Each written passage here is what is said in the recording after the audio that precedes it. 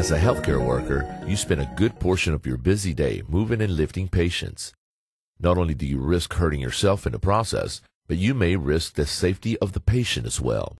There are very simple techniques to make sure you complete the move safely. By properly using these safe lifting and moving techniques, you can protect your back through the entire day. We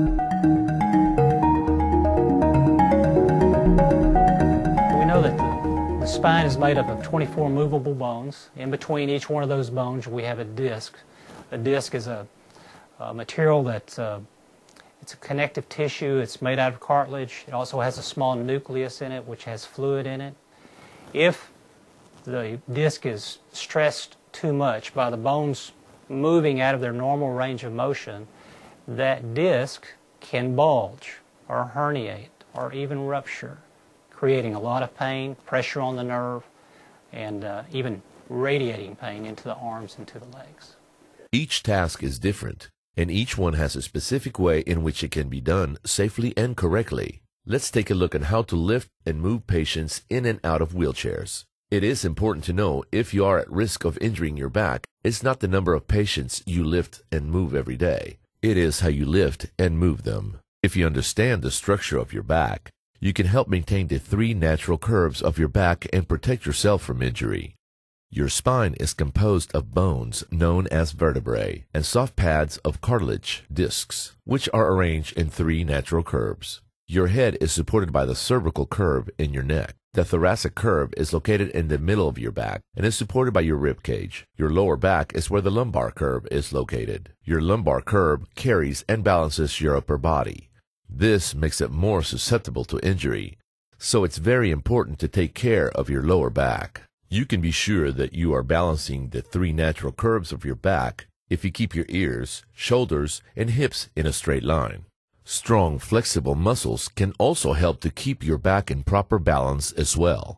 Strong abdominal and back muscles can act as a natural brace to support your lower back. If your thigh, hip, and buttock muscles are flexible and in good shape, they can perform more of the work of lifting and moving, thereby taking some of the stress from your back. It's important to keep both your spine and muscles in shape.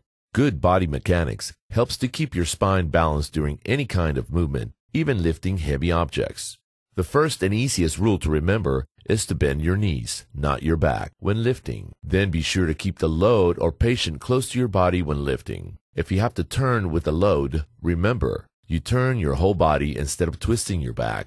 You keep your feet spread apart to give you the best possible balance.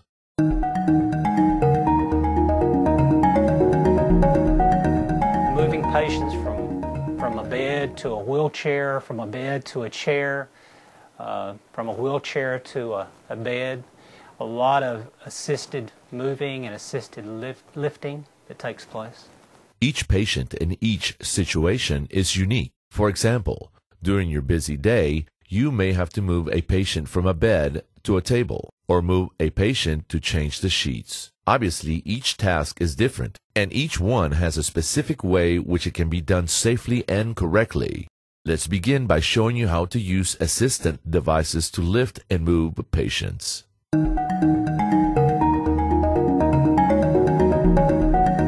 A variety of assistant devices can be used to make your job a little easier. Draw sheets allow you to move patients easily in bed without actually standing or kneeling right next to the bed.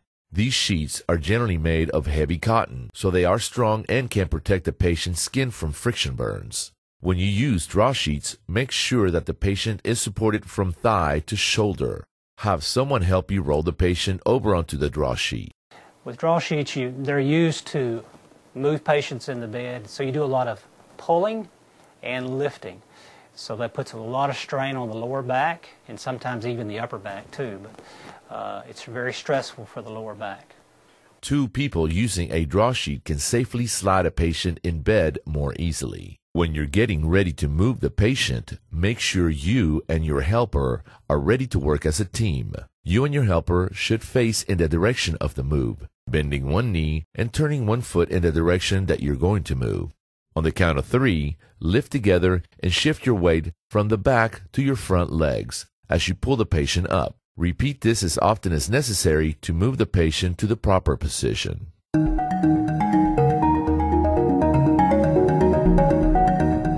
Slide boards like draw sheets can reduce friction so that the patient can glide safely from one flat surface to another. Slide boards are long enough to extend the length of the bed. Plastic garbage bags can be used in much the same way. Just make sure to put enough of the patient on the board or the plastic bag before you move them. Slide boards are again like sheets. They're used to move patients. You can get the board underneath the patient. You can maneuver the patient. But the caregiver has to be real careful again because you're reaching, lifting, putting a lot of stress on the lower back and sometimes even on the upper back too when you're moving patients.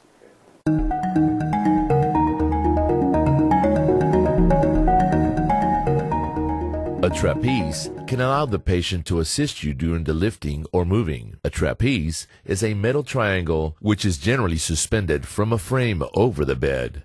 Before you move the patient, be sure to adjust the length of the trapeze chain so that the patient's elbows are slightly bent while they grasp the bar. Patients can then help by carefully lifting themselves up as they hold on to the trapeze, bend their knees, and raise their hips. Trapeze, again, is used for the patient to maneuver.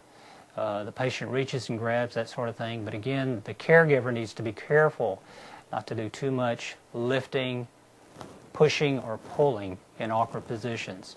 Make sure that their feet are under them, make sure their spine is correct and erect, and position in a way that won't put any stress on the lower back.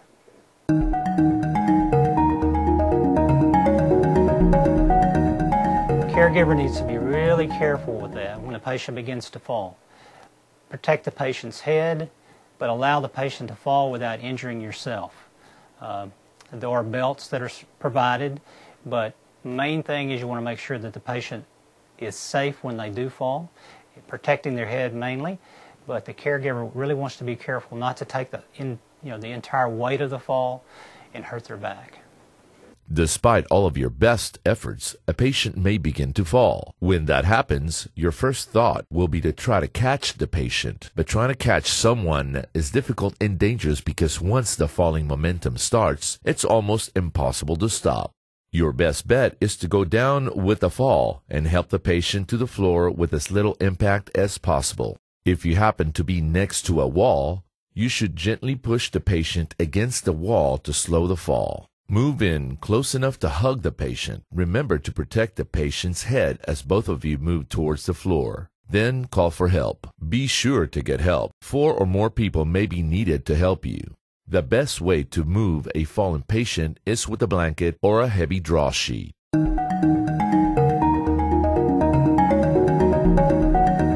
Very frail patients require lots of patience, planning, and communication. Be sure to talk to the patient through the move, reassuring them as you go. Move them slowly and carefully and be sure to let them rest between steps. You may have someone help you with the move.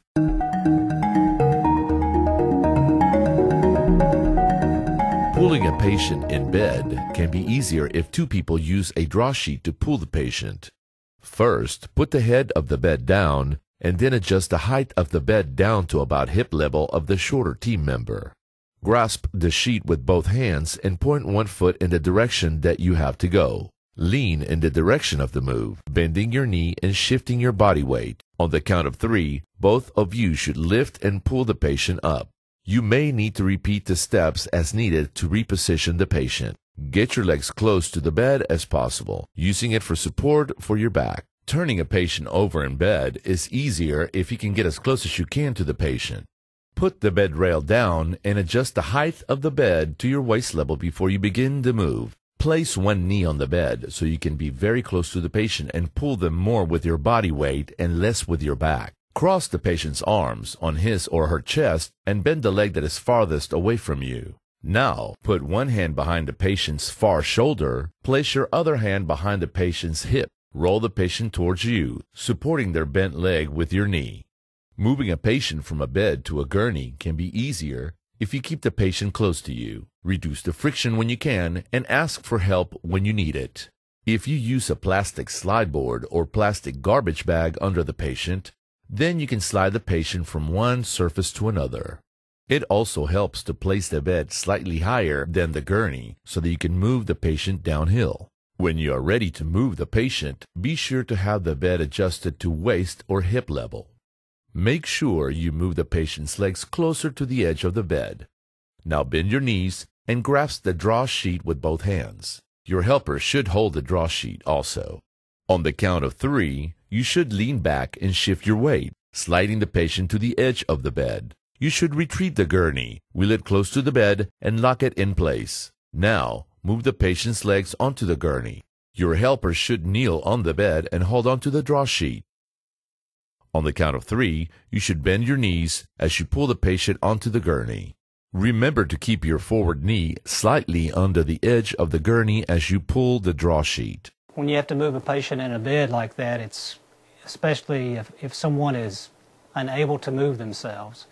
You can use the sheets, you can use the boards to push and pull, but again, you may need more than one person to do that. And the most awkward thing is the pushing and pulling, and it puts a lot of stress on the lower back.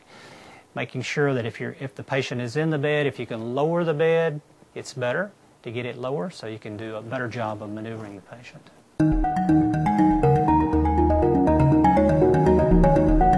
And the patient is transferred from either a sitting position or maybe from the bed to the chair or to the wheelchair.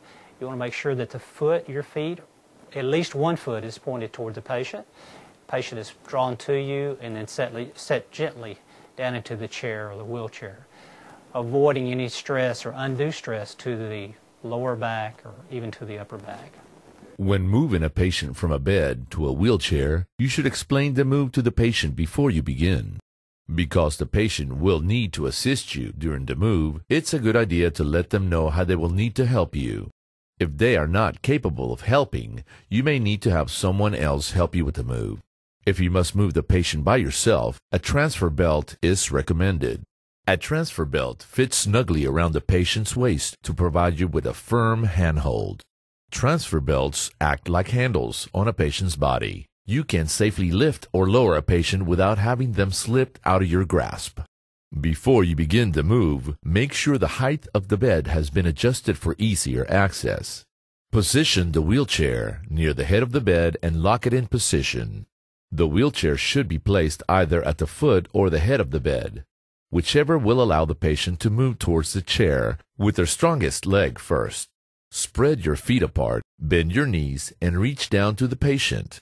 Place your arm under the patient's neck and support their shoulder blade with your hand. Place your other hand under the patient's knee and swing their legs over the edge of the bed, helping them sit up. If the patient has difficulty scooting, help them shift the weight of their trunk from side to side as you gently pull their hips to the edge by grasping above and behind the knees. Have the patient scoot out to the edge of the bed. Bend your knees and place your feet as far apart as it is comfortable. Put your arms around the patient's body, close to the pelvis, and clasp your hands behind their back.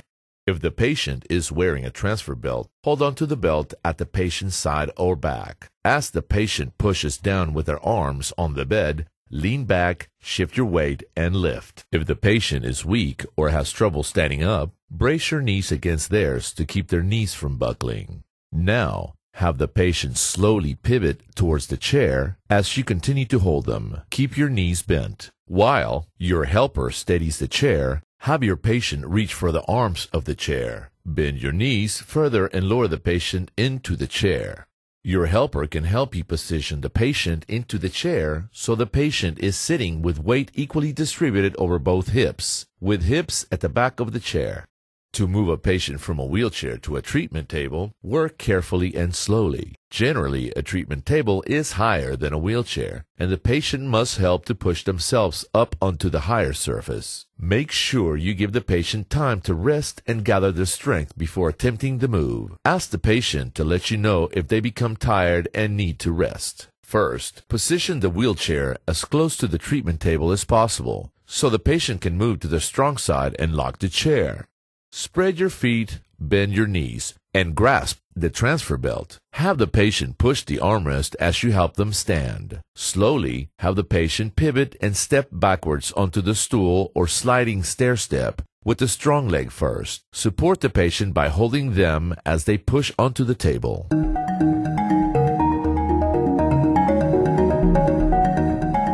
healthcare providers need to practice good technique, making sure that they keep themselves strong and fit, flexible, stretched, and try to avoid putting themselves in a position where they're going to have to do a lot of heavy lifting, again, pushing and pulling.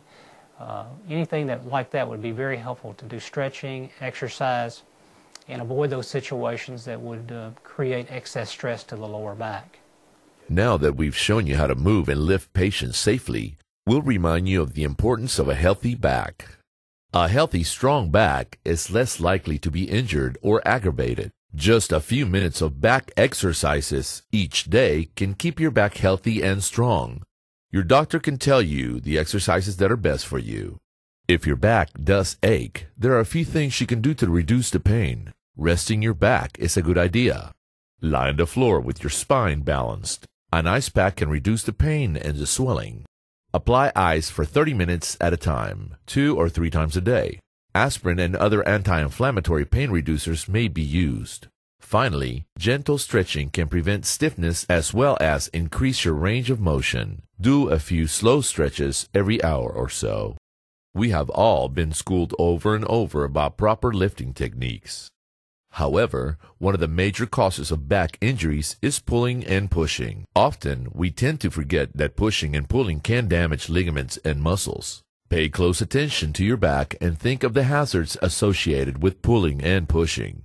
No matter how strong or how big you are, moving patients can be difficult or dangerous. When you're not sure if you can move a patient safely, ask for help. Don't forget that teamwork can lighten your load. Both co-workers and patients can help you. And don't forget to use assistant devices when you can. Remember, you don't have to be strong to lift a patient safely, just smart enough. Thank you.